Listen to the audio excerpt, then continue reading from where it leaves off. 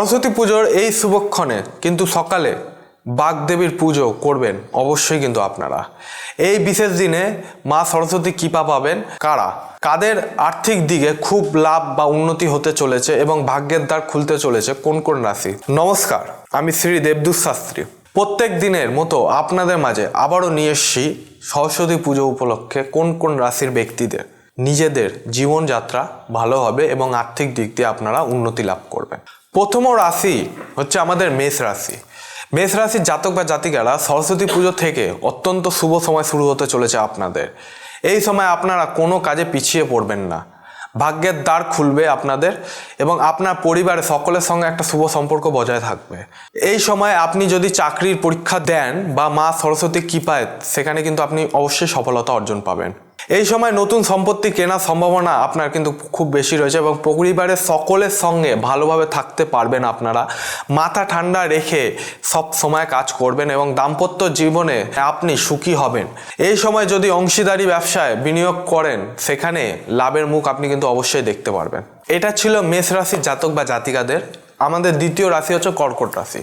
কর্কট রাশি যারা জাতক বা জাতিকা রয়েছেন, পরিবেশ এই সময় অনুকূলে থাকবে আপনাদের, ঠিক আছে? এবং এই সময় আপনি দূরে কোথাও ঘুরতে যেতে পারেন, সেখান থেকে অর্থ প্রাপ্তি হবে আপনার। এবং তাছাড়া আপনি যদি লটারি কাটেন, সেখানেও কিন্তু সফলতা আসবে আপনার। যারা বেসরকারি চাকরি করছেন তাদের অর্থপ্রাপ্তি নিশ্চিত।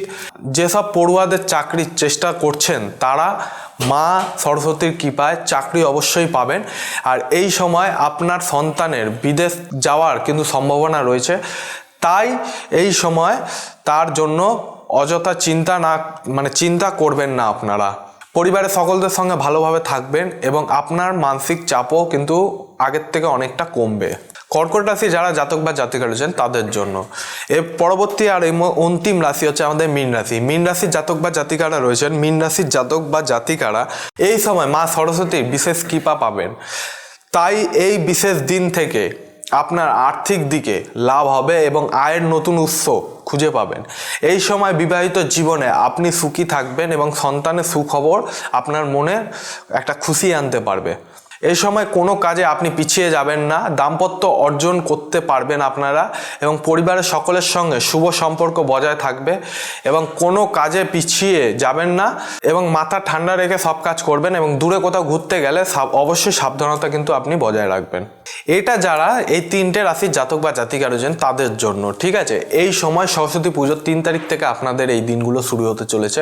আপনারা কিন্তু মনোযোগ সহকারে এটা দেখবেন, ঠিক আছে? আর কোনো রকম সমস্যা হলে স্কুলে আমার ফোন নাম্বার দেওয়া রয়েছে, অথবা চেম্বারে এসে সরাসরি আমার সঙ্গে যোগাযোগ করতে পারেন। এবং এই অনুষ্ঠানটি আপনাদের যদি ভালো লেগে থাকে বন্ধু বান্ধবের মাঝে অবশ্যই ছড়িয়ে দেবেন, তারাও যাতে এই ভিডিও থেকে তারাও কিন্তু উপকৃত হয়।